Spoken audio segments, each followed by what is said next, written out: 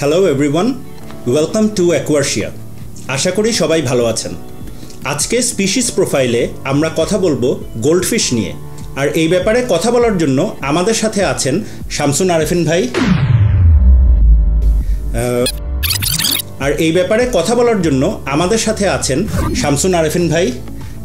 Welcome to Aquarsia. Thank you ভাই। And Shamsun Arefin ভাই আমার মতে he is one of the goldfish specialist in Bangladesh and also moderator of Bangladesh aquarists Facebook group.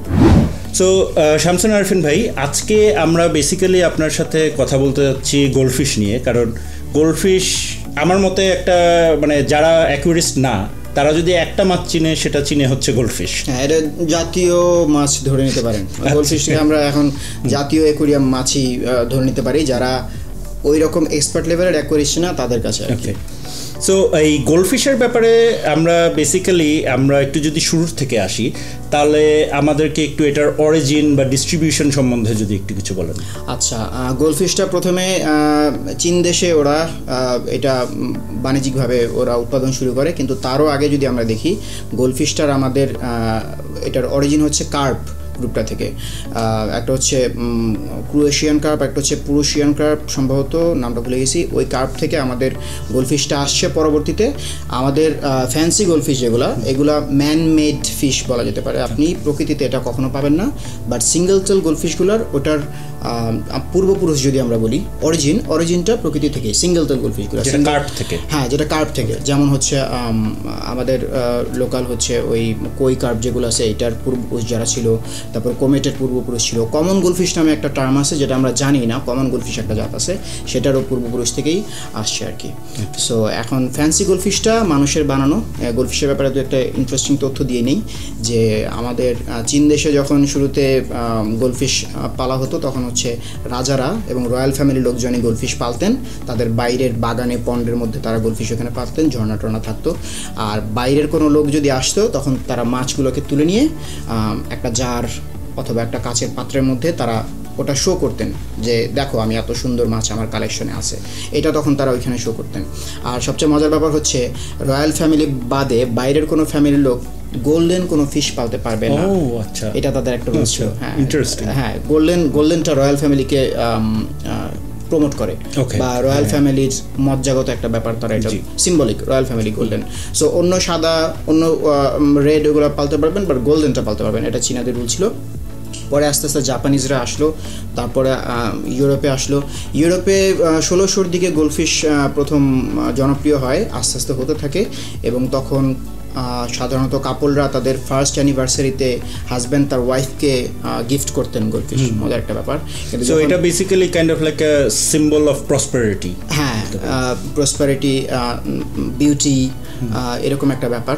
আর তারপর হচ্ছে যখন দেখা গেল যে মানুষ গোল্ডফিশ অনেক বেশি ব্রিড করছে, দাম কমে গেল, তখন গিফট দিলে ওয়াইফরা সাধারণত এত কম দামি জিনিস আনছো, এই জন্যে আর কি তখন থেকে শুরু হলো যে ওটা গিফট দেওয়া বন্ধ হয়ে গেল। এখনও আমাদের খুবই এটা শুনতে খারাপ লাগে, বাট এটা ট্রু যে চীন সহ বিশ্বের অনেক দেশে এখনও স্কুলে বাচ্চাদের গোল্ডফিশ একটা প্যাকেটে গিফট দেওয়া হয় এবং একটা জার গিফট দেওয়া হয়, যেটা আমরা সারা দুনিয়ার গোল্ডফিশ কমিউনিটি সেটার বিরুদ্ধে, এবং তারা চেষ্টা করতেছে এই প্রথাটা বন্ধ করার জন্য। এই হচ্ছে মোটামুটি গোল্ডফিশের অরিজিন। আর হচ্ছে এখন বর্তমানে আমরা যে গোল্ডফিশগুলো দেখি, একটা ভুল ধারণা সবার আছে যে গোল্ডফিশ বুঝি প্রকৃতিতে আছে।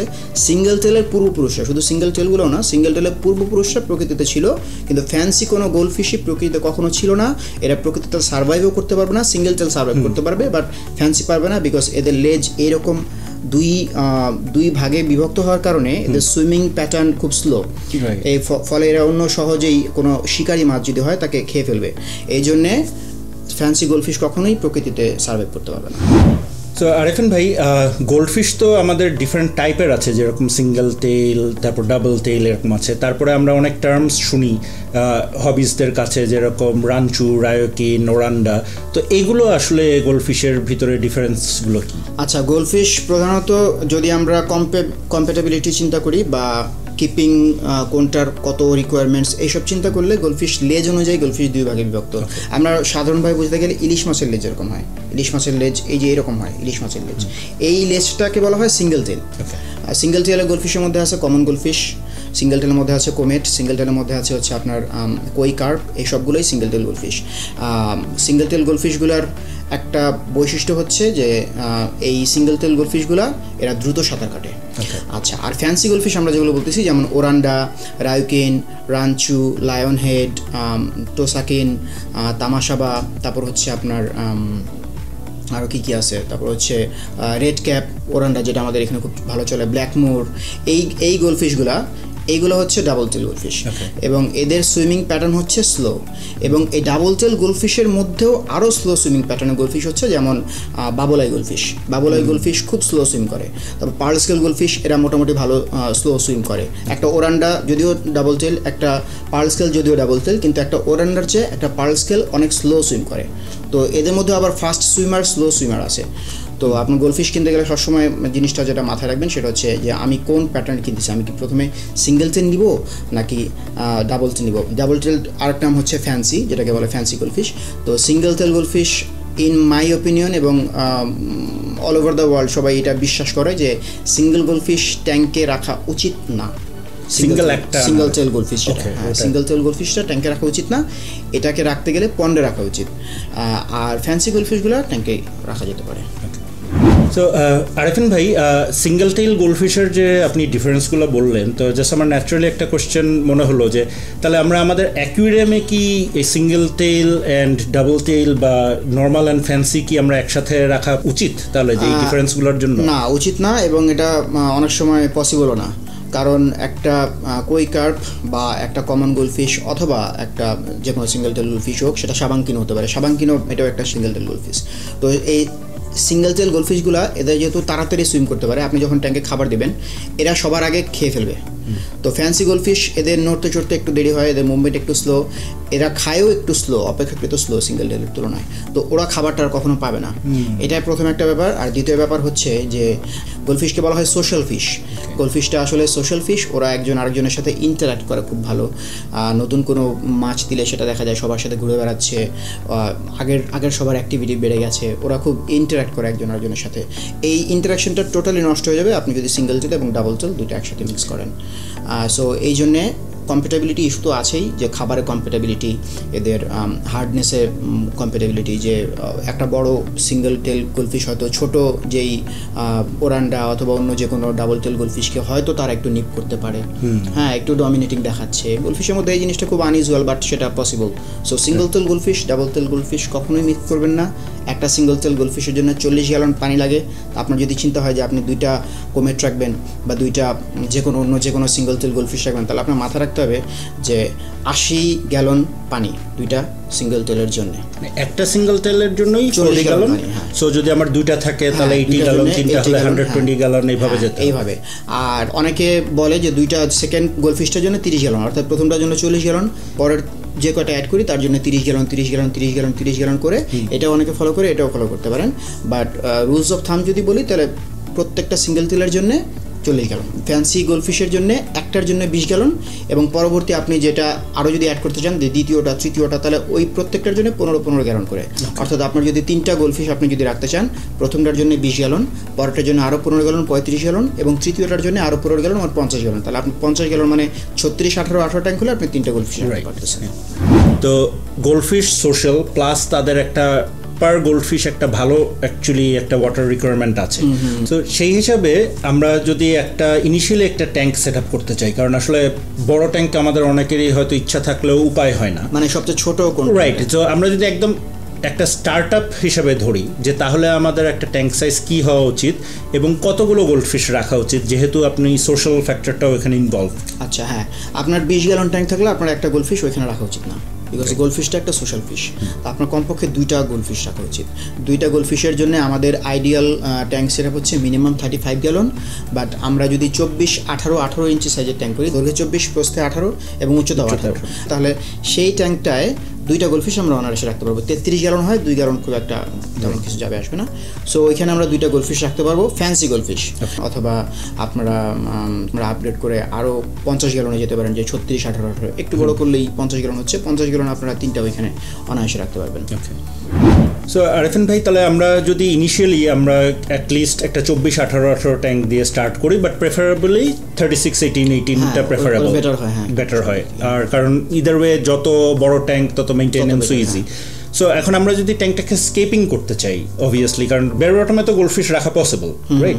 বাট আমরা তো আসলে এটা আমাদের দেখতে ভালো লাগে না অনেকেরই, তো আমরা চাই যে একটু ভিতরে কিছু জিনিসপত্র আছে, দেখতে সুন্দর হচ্ছে, সো স্কেপড করতে চাই যদি, তাহলে সেটার জন্য আমাদের কি কি প্রিকশনস নেওয়া উচিত অথবা কিভাবে করা উচিত? আচ্ছা, গোল্ডফিশ কমিউনিটি যেটা সারা পৃথিবীর গোল্ডফিশ কমিউনিটি যেটা ফলো করে সেটা হচ্ছে স্যান্ডকে তারা বেশি গুরুত্ব দেয় বেয়ার বটমের চেয়ে।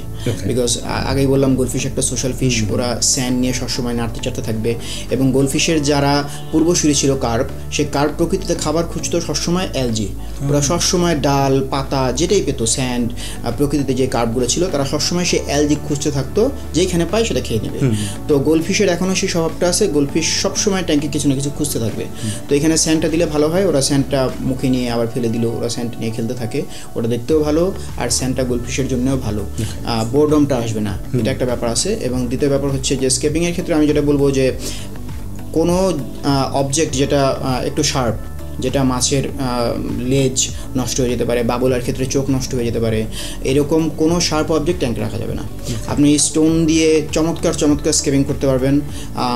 ইউটিউবে অনেক চমৎকার গোল্ডফিশ স্কেপিং আছে, আমাদের গ্রুপে বেশ কয়েকটা ভালো গোল্ডফিশ স্কেপিং আছে, আপনারা সেগুলো ফলো করতে পারেন। রিভার স্টোন দিয়ে স্কেপিং করতে পারবেন, নিচে স্যান্ড থাকতে পারবে। আনুবিয়াস এবং জাভা ফার্ন, এই দুইটা প্ল্যান্টস দিয়ে 50% লোকের মতো সফল যারা অতীত হয়েছেন, 50% লোক আছে যারা একদমই সফল হন নাই। সো এটা 50-50 চান্স। তো কেউ যদি বলে যে আনুবিয়াস ফান্ড একদমই রাখা যাবে না, সেটা ভুল কথা। কেউ যদি বলে যে আনুবিয়াস ফান্ড দেওয়াই যাবে, গোল্ডফিশ কিচ্ছু করবে না, সেটাও ভুল কথা। এটা 50-50 চান্স। আপনি ট্রাই করতেও পারেন, নাও পারেন, আপনার ইচ্ছা। প্লাস্টিক প্ল্যান্টস দেওয়া যাবে, প্লাস্টিক প্ল্যান্টস দিয়েও গোল্ডফিশ ট্যাঙ্ক স্কেপিং করা যাবে, কোনো সমস্যা হবে না। শুধু খেয়াল রাখতে হবে যে শার্প কোনো অবজেক্ট যেন না থাকে। কারণ অনেক আমাদের আসলে কাটা বনে অনেক রকম প্ল্যান্টস আমি দেখেছি যে প্লাস্টিকের, বাট ওগুলোর মাথাগুলো খুব শার্প, সো এটা আমাদের একটু বুঝে দেখতে হবে। মাথা শার্প হয়, অনেক প্লাস্টিক প্ল্যান্টের মধ্যে গুণা, যেটাকে আমরা বলি গুণা দেওয়া থাকে, গুণা তার থাকে, সেটা আস্তে আস্তে পানিতে জং ধরে। তো ওই ব্যাপারগুলো দেখে কিনতে হবে, যে পানির সাথে বিক্রিয়া করে এমন কোনো কিছু ট্যাঙ্কে দেওয়া যাবে না। এবং প্লাস্টিক প্ল্যান্টস দেওয়া যাবে, অবশ্যই দেওয়া যাবে, রকও দেওয়া যাবে, এবং খেয়াল রাখতে হবে যে যাতে কোনো শার্প অবজেক্ট না থাকে।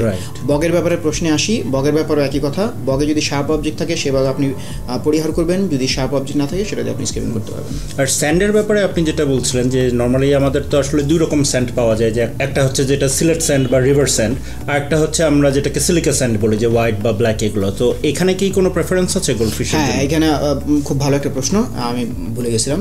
এখানে অবশ্যই একটা প্রেফারেন্স আছে। যেমন আমরা যদি বলি যে চিনির যে সাইজ, চিনির সাইজের যে স্যান্ডগুলো, এগুলো গোল্ডফিশের জন্য পারফেক্ট। সেটা হোয়াইট হোক ব্ল্যাক হোক ব্যাপার না। সিলেট স্যান্ড গোল্ডফিশ ট্যাঙ্কে দেওয়া যায়, কোনো সমস্যা না। সিলেট স্যান্ডের আপনি যদি বড় অংশগুলো ফেলে চেলে যেতে চান সেটাও চেলে যেতে পারেন। বাট ক্রাস্টোন আমরা যেগুলো বলি, একটু ওই যে মসুরির ডালের মতো সাইজের যেগুলো হয়, সেগুলো গোল্ডফিশ ট্যাঙ্কে দেওয়া যাবে না। বিকজ ওরা খাওয়ার সময় সেটা গিলে ফেলতে পারে, আর গিলে ফেললে সেটা হজম হবে না। স্যান্ডটা কখনোই ওরা গিলবে না, ফেলে দিবে। বাট একটু বড় সাইজ যদি হয়, খাওয়ার সময় গিলে ফেলতে পারে, মুখে আটকে যেতে পারে, অনেক সমস্যা হতে পারে। এই জন্য আমরা স্যান্ডটাই প্রিফার করব, কিন্তু সেই স্যান্ডটা মিহি স্যান্ড। আমরা crushed gravel, crushed stone, mosaic পাথর, তারপরে মসুরির ডালের চেয়ে বড় যদি কিছু হয়, আমরা সেগুলো গোল্ডফিশ ট্যাঙ্কে প্রিফার করবো না। সো আরিফিন ভাই, তাহলে আমাদের ট্যাঙ্ক সেট আপ সম্বন্ধে আমরা জানলাম। তাহলে নেক্সট কোয়েশ্চেন হবে অ্যাবাউট ফিল্ট্রেশন, যে আমাদের তো নর্মালি আমরা জানি যে অ্যাটলিস্ট 6 গুণ ফিল্ট্রেশন থাকা উচিত, এবং সেটা কি আমাদের গোল্ডফিশের জন্য প্রযোজ্য কিনা, এবং বা নাকি আরও বেটার দরকার। সো যদি গোল্ডফিশের ফিল্ট্রেশন অ্যান্ড ফ্লো, এই দুইটা ডিফারেন্ট জিনিসের রিকোয়ারমেন্ট নিয়ে যদি আমাদের কিছু বলেন। আচ্ছা, গোল্ডফিশ খুব বেশি ফ্লো পছন্দ করে না, এরা খুব বেশি ফ্লো পছন্দ করে না। ফ্লোয়ের বিপরীতে সাঁতার কাটতে কষ্ট হয়। সাটল ফ্লো আমরা যেটা বলি সেটা থাকতে পারে, যেমন 24-18 একটা ট্যাঙ্কে একটা সোবো 320 থাকতে পারে, একটা সাটল ফ্লো, বা 400 বা 500 LPS যে কোনো একটা পানি, শুধু ফ্লোর জন্য, শুধু ফ্লোয়ের জন্য। আর ফিল্ট্রেশনের জন্য আমি যেহেতু 24-18 মিনিমাম ধরে এটাই ধরেই বলি, যে 24-18 ট্যাঙ্কের জন্য আমাদের 650 লিটার পার আওয়ারের একটা টপ ফিল্টার হলে মোটামুটি যথেষ্ট। ভেতরে সিরামিক রিং থাকবে এবং ফিল্টার ফার্স্ট থাকবে। ওটা সালমান ভাইয়ের বেসিক অন্যান্য যেই ফিল্ট্রেশনের ভিডিও সেগুলোতে আছে, আপনারা সেটা দেখে নিতে পারেন। তো সেই বেসিক রুলসে দুইটা গোল্ডফিশের জন্য আমাদের নর্মাল অন্য মাছ রাখলে যেরকম বায়োলোডটা এখানে একটু বেশি, এই জন্য আমাদের চেষ্টা করবেন যে যত বেশি বায়োলজিক্যাল মিডিয়া দেওয়া যেতে পারে। টেস্ট কিট হাতে না থাকলে তো ওটা কিছু করার নাই, তখন আন্দাজেই করতে হবে। যত বেশি বায়োলজিক্যাল মিডিয়া আমাদের টপ ফিল্টারে দেওয়া যায় এটাই আমাদের জন্য ভালো হবে। আর আরেকটা ভাইটাল পয়েন্ট হচ্ছে এয়ারেশন। অনেকে এটা মিস করে যান। আপনার নিয়ন্ত্রিত ট্যাঙ্কে আপনার দরকার পড়বে না, আপনার গাপ্পি ট্যাঙ্কে দরকার পড়বে না, আপনার র্যাম বার্ব ট্যাঙ্কে আপনার এয়ারেশন দরকার পড়বে না, বাট আপনার গোল্ডফিশ ট্যাঙ্কে এয়ারেশন অবশ্যই অবশ্যই অবশ্যই দরকার পড়বে। আমি আমার ব্যক্তিগত অভিজ্ঞতায় দেখেছি যে গোল্ডফিশ ট্যাঙ্কে যদি এয়ারেশন না থাকে মাছ অনেক স্লো মুভ করে, ওরা খাওয়া দাওয়া বন্ধ করে দেয় এবং একসময় নিচে গিয়ে বসে থাকে এবং সেই মাছটা আলটিমেটলি মারা যায়। সো এয়ারেশনের ব্যাপারটা মাথায় রাখতে হবে। জাস্ট একটা জিনিস আমি অ্যাড করতে চাই, যে কারণ আমি যতটুকু জানি যে গোল্ডফিশ হচ্ছে কোল্ড ওয়াটার ফিশ অরিজিনালি, আর কোল্ড ওয়াটারে আসলে ডিজলভড অক্সিজেন লেভেলটা অনেক হাই থাকে। কিন্তু আমরা যখন এখানে আমাদের নর্মালি রাখছি যে ইভেন যদি এটাকে 25 বা 30 ডিগ্রিতে আমাদের সবসময় 30 থাকছে, তো তার ফলে কিন্তু ওই হায়ার টেম্পারেচারে পানিতে ডিজলভড অক্সিজেনের পরিমাণটা অনেক কম থাকে, যেটা আমরা তখন এয়ারেশন দিয়ে সারফেস এজিটেশনের মাধ্যমে আমরা তাদেরকে দিতে পারছি, পূরণ করার চেষ্টা করব। আর যদি এরকম কেউ প্রশ্ন করেন যে রুলস অফ থামস বলে কিছু ফলো করা যেতে পারে কিনা, যে কয়টা এয়ার পাম্প দিব, তাহলে আমি বলতে পারি যেটা পার্সোনাল এক্সপিরিয়েন্স থেকে, যে আপনার 24, 18, 18 ট্যাঙ্ক যদি হয়, অর্থাৎ 50 গ্যালনের কম যদি কোনো ট্যাঙ্ক হয়, তাহলে সেই ট্যাঙ্কে আপনি একটা এয়ারস্টোন মোটামুটি এনাফ, একটা এয়ার পাম্প মোটামুটি এনাফ। আপনার যদি 50 গ্যালন ট্যাঙ্ক হয়, 50 গ্যালন ট্যাঙ্ক যদি হয়, তাহলে আপনি সেখানে 2টা এয়ার পাম্প অথবা একটা ডাবল এয়ার পাম্প সেখানে চালালে ভালো। আর যদি 70 বা 80 গ্যালন বা 100 গ্যালন এরকম যদি হয়, তাহলে সেখানে 3টা এয়ার পাম্প চালানো ভালো। এয়ার পাম্পটা আমরা অ্যাকচুয়ালি ট্যাঙ্ক সাইজ অনুযায়ী হিসাব করছি না, আমরা ট্যাঙ্ক সাইজ অনুযায়ী আপনার তো মাছও এরকম থাকবে, আমরা সেই অনুযায়ী হিসাব করছি। যেমন 33 গ্যালন ট্যাঙ্কে 2টা মাছ থাকবে, 2টা মাছের জন্য একটা, 3টা 4টা মাছের জন্য 2টা, 8টা 10টা মাছ হলে 3টা, এরকমভাবে আর কি। ওকে। আর লাইটের ব্যাপারে যদি কথা বলতে যাই, কারণ ট্যাঙ্কে তো আমাদের মাছ দেখার জন্য লাইট লাগবে, সো সেখানে কি আমাদের কোনো স্পেশাল রিকোয়ারমেন্টস আছে? না, গোল্ডফিশ লাইট ওরকম স্পেশাল কোনো রিকোয়ারমেন্ট নাই। অনেকে ভাবেন যে গোল্ডফিশের বুঝি লাইট দিলে কালার সুন্দর আসবে, এই নীল লাইট দেবো, লাল লাইট দেবো, এগুলোর কোনো দরকারই নাই। আপনার শুধু মাছটা দেখা গেলেই হলো। বেশি লাইট দিলে ট্যাঙ্কে অ্যালজি হবে, আপনি যদি চান আপনার ট্যাঙ্কে অ্যালজি হোক, অ্যালজি হলে গোল্ডফিশে তাতে কোনো সমস্যা নাই। আর ট্যাঙ্কে লাইট যতটুকু মাছ দেখা গেলে অতটুকু হলেই হয়, এটা প্ল্যান্টেড ট্যাঙ্কের মতো ওরকম চিন্তার কিছু নাই। নর্মাল যে একটা বেসিক লাইট আপনার দিনে 5-6 ঘন্টার মতো অন আছে, দ্যাট ইজ গুড। 6-7 ঘন্টা, 6-7 ঘন্টা চালু থাকলে সেটা যথেষ্ট। রাইট। আরেফিন ভাই, এবার আমরা গোল্ডফিশের ফিডিং নিয়ে একটু কথা বলি, কারণ একটা ইন্টারেস্টিং ফ্যাক্ট আমিও আসলে অনেকদিন আগে পর্যন্ত জানতাম না যে গোল্ডফিশের নাকি কোনো স্টমাক নেই। সো ওদের ফিডিংটা নর্মাল মাছের থেকে একটু ডিফারেন্টভাবে করতে হয়। সো এটা সম্বন্ধে আমাদেরকে যদি একটু কিছু বলেন। আচ্ছা, এটা খুব ভালো একটা টপিক, যে গোল্ডফিশের আসলে আমরা পাকস্থলী আমাদের সাধারণত 6-7 ঘন্টা পরে ক্ষুধা লাগে, কারণ আমাদের পাকস্থলীতে খাবারটা জমা থাকে। গোল্ডফিশের পাকস্থলীতে আসলে গোল্ডফিশের ওরকম কোনো খাবার জমা করার কোনো তাদের শরীরে কোনো অপশন নাই আর কি, তাদের পাকস্থলী নাই বলতে গেলে। তো ওদের খাবারটা কি হয়, ওরা খাওয়ার পরে খাবারটা ওইখানেই সাথে সাথেই প্রসেস হয়ে সেটা ভেঙে ভেঙে মানে সারাদিন প্রসেস হতে থাকে, খাবারটা স্টোর হয়ে থাকে না। তো এই জন্য আপনি দেখা যাবেন যে দিনে যদি আপনি গোল্ডফিশকে একবেলাও দেন, সে সারাদিন পায়খানা করতেছে। আপনি তখন ভাবেন এই সারাদিন এত কোত্থেকে আসে, আমি তো দিনে একবার খাবার দিলাম। সো ওইটা নিয়ে চিন্তা করার কিছু নাই। চিন্তার যে ব্যাপারটা সেটা হচ্ছে ওভারফিডিং। আমরা গোল্ডফিশকে দেওয়ার জন্যে এটা নিয়ে এটা একটা ডিবেটেবল ইস্যু, যে আমি কি সিঙ্কিং পেলেট দেবো নাকি আমি ফ্লোটিং পেলেট দেবো। ফ্লোটিং পেলেট বা সিঙ্কিং পেলেট আপনি যেটাই দেন, খেয়াল রাখতে হবে পেলেটটা যেন শুকনা না থাকে। ওকে, আপনি শুকনো কোনো খাবার গোল্ডফিশকে আপনার একদমই দেওয়া উচিত না, বিকজ সে পেট একদম ভরে খাবে। আর আমরা যে কমার্শিয়াল যে ফুডগুলো পাই সেগুলো কমপ্রেসড, আমরা জানি সেটা ভিজলে অনেক বড় হয়। তো পেটে গিয়ে যদি সেই খাবারটা ফুলে যায়, তখন গোল্ডফিশটার সেটা হজম করতে সমস্যা হয়ে যেতে পারে। তো খাবারের ব্যাপারে আমার সাজেশন হচ্ছে, বাজারে অনেক ভালো ভালো ব্র্যান্ড আছে, যেমন হিকারি গোল্ডফিশ গোল, এটা চমৎকার একটা খাবার। আজুর একটা গোল্ডফিশের খাবার আছে। তারপর কম দামের মধ্যে অপটিমাম 6% স্পিরুলিনা একটা, এবং optimum 12% spirulina, 3-in-1, optimum 3-in-1, ওটা আধা কেজি পাওয়া যায়, আধা কেজি 1 কেজি প্যাকেটে পাওয়া যায়। ওটা 6% স্পিরুলিনা এটাও দিতে পারেন, 12% স্পিরুলিনা এটাও দিতে পারেন। আর গোল্ডফিশকে এক জাতের খাবার না দিয়ে খাবারে ভ্যারিয়েশন আনলে ভালো। ভ্যারিয়েশন আনে যেমন ভেজিটেবলস, আমরা অনেকে ভাবি গোল্ডফিশ ভেজিটেবলস খায় না, গোল্ডফিশ ভেজিটেবলস খায়, এরা খুব পছন্দ করে খায়। ওরা তো মেইনলি প্রাইমারিলি ভেজিটেরিয়ান। হ্যাঁ, প্রাইমারিলি ওরা ভেজিটেরিয়ান। ওদের হচ্ছে প্রকৃতিতে যখন ছিল ওরা অ্যালজি খেয়েই বেঁচে থাকতো আর কি। ওরা লাইভ ফুড আসলে অন্য মাছ খায় না। লাইভ ফুডের ব্যাপারে পরে আসি, আগে ভেজিটেবলসের ব্যাপারটা বলে নেই, যে গোল্ডফিশকে কী কী দেওয়া যায়। পালং শাক মোটামুটি সারা বছর পাওয়া যায়। তারপর হচ্ছে শসা, গাজর, বাঁধাকপি, ফুলকপি। এগুলো কি আপনি আমরা কাঁচাই দিব? না না না, এই সবজিগুলোকে আমরা 15 মিনিট বয়েল করব। 15 মিনিট বয়েল করলে এটা নরম হয়ে যাবে, তখন আমরা সেটা ট্যাঙ্কে দিয়ে দিব, ওরা খেয়ে ফেলবে। আমার পার্সোনাল প্রিফারেন্স হচ্ছে যে গোলফিশকে আমি সপ্তাহে 4 বেলা, আমি যদি প্রতিদিন 2 বার করে খাবার দিই একটা গোলফিশকে, সপ্তাহে 4 বা 5 বেলা আমি শুধু সবজি দিব। হ্যাঁ, আর সপ্তাহে 4-5 বেলা শুধু সবজি দেবো, আর সপ্তাহে 2-3 বেলা আমি হয়তো লাইভ ফুড দিলাম, আর অন্য সময়টা প্লেট দিলেই চলবে। লাইভ ফুডের প্রসঙ্গে আসি, গোলফিশের লাইভ ফুড কী কী দেওয়া যায়? মিলওয়ার্ম প্যাকেটে পাওয়া যায়, সেটা দেওয়া যেতে পারে। প্যাকেটে হচ্ছে ব্লাডওয়ার্ম পাওয়া যায়, সেটা দেওয়া যেতে পারে। আপনি ক্রিকেট, আমি জানি না বাংলাদেশে অ্যাভেলেবল কিনা প্যাকেটে ক্রিকেট যদি পাওয়া যায়, না আমি দেখিনি। ক্রিকেট তো অ্যাভেলেবল না, কিন্তু তাই বলে একটা জিনিস আমি অ্যাড করে দিতে চাই যে আমরা বেটার জন্য যেরকম মশা মেরে দেই, আপনারা বাইরে থেকে গিয়ে ফড়িং ধরে খেতে দিন না। না, গোলফিশকে যতটুকু সম্ভব যে র খাবার পরিহার করা ভালো। অনেকে টিবিফেক্স খাওয়ায় গোলফিশ বড় করে। ব্রিডারদের অ্যাসপেক্ট থেকে চিন্তা করলে সে রাইট, বিকজ তার উদ্দেশ্য হচ্ছে মাছটাকে কত তাড়াতাড়ি বড় করে সে বিক্রি করে দিবে। যতদিন তার ওইখানে রাখবে তার খরচ বাড়বে, তার কারেন্ট বিল বাড়বে, তার খাওয়ানো বাড়বে। আপনার ক্ষেত্রে সেটা হচ্ছে না। আপনি যদি টিবিফেক্স খাওয়ান, সে মাছটার প্যারাসাইট আজ হোক কাল হোক ধরবেই, সেটা হবেই 100%। ব্রিডার তো আসলে মাছটা বিক্রি করে দিলে যে কিনছে তার হেডেক, হ্যাঁ, সো ওর কাজ হচ্ছে তাড়াতাড়ি বিক্রি করে দেওয়া। কিন্তু এটাই যেটা আমি অলওয়েজ অনেক প্রসঙ্গেই বলে থাকি যে fish keeper and fish breeder দুই জিনিস। আমরা মেইনলি ফিশ কিপার, আমরা মাছ পালছি অ্যাজ এ হবিস্ট, সো আমাদের আসলে কনভারসেশনগুলো হবিস্ট রিলেটেড। সো আমরা বোধহয় ব্রিডিং পারপাসে, আমরা যে ব্রিডার পারপাসে আমরা আসলে চিন্তা না করি। এবং আপনার চিন্তা হবে যে আপনার মাছটা কতদিন আপনার বন্ধু, ধরা যাক আপনার মাছটা, যে কতদিন আপনার কাছে সে ভালো থাকে, তার একটা তাকে হ্যাপি একটা লাইফ আপনি তাকে দিচ্ছেন। তো আপনি যদি টিবিফিক্স খাওয়ান, তার লাইফ স্প্যান অনেক কম হয়ে আসবে। সে 1 মাস হোক 2 মাস পরে হোক তার ইন্টারনাল প্যারাসাইট আক্রান্ত হবেই।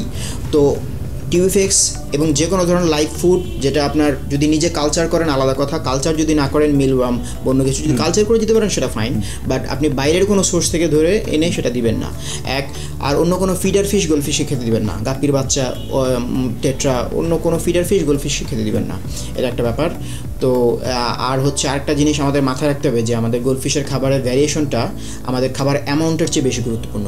দিনে কয়বার দিব, কয়টা খাবার দিব, কতগুলো করে দিব, সেটা ডিপেন্ড করে আপনার গোলফিশটা কত বড়। একটা 1 ইঞ্চির বাচ্চা গোলফিশ যতটুকু খাবে, একটা 6 ইঞ্চি বড় ওরান্ডা কিন্তু ততটা খাবে না।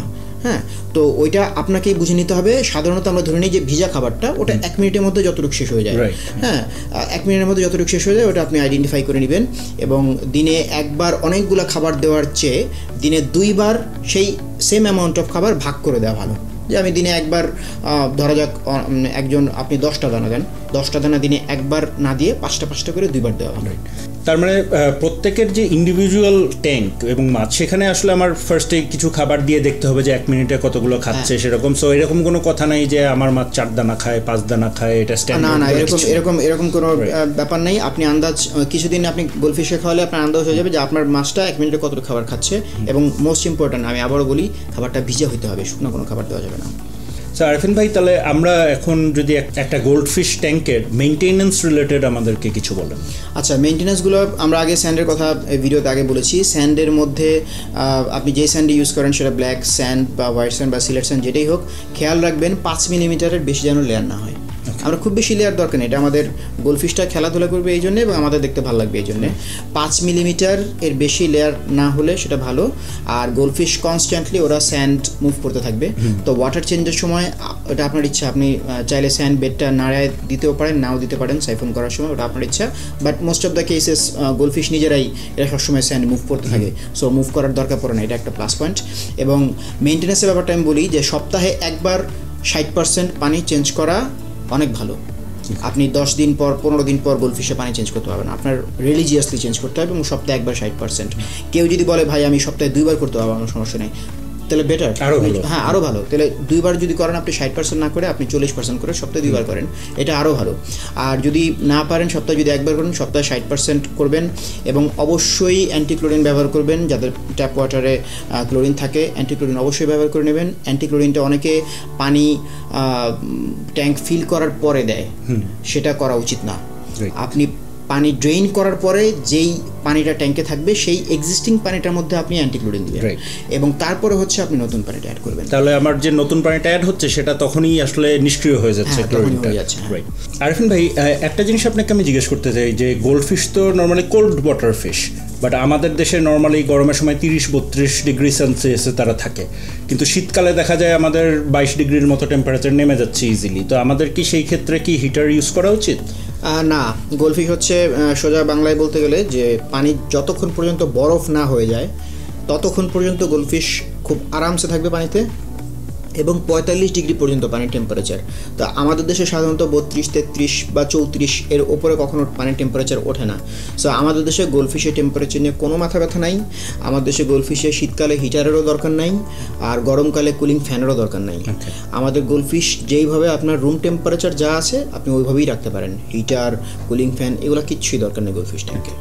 আর হোয়াট অ্যাবাউট ওদের ফিশ কম্প্যাটেবিলিটি? আমরা গোল্ডফিশের সাথে অন্য কি কি মাছ রাখতে পারি? আচ্ছা, গোল্ডফিশের ফিশ কম্প্যাটেবিলিটিটা হচ্ছে যে গোল্ডফিশের সাথে আপনি অন্য কোনো মাছ রাখতে পারবেন না, কোনো মাছই রাখতে পারবেন না, প্রথম কথা। আর দ্বিতীয় কথা হচ্ছে গোল্ডফিশের মধ্যেও কম্প্যাটেবিলিটির ইস্যু আছে। যেমন আপনি একটু স্লো মুভিং গোল্ডফিশ যেগুলো, যেমন বাবলাইটার চোখটা একটু অন্যরকম হওয়ার কারণে ওরা একটু স্লো মুভ করে।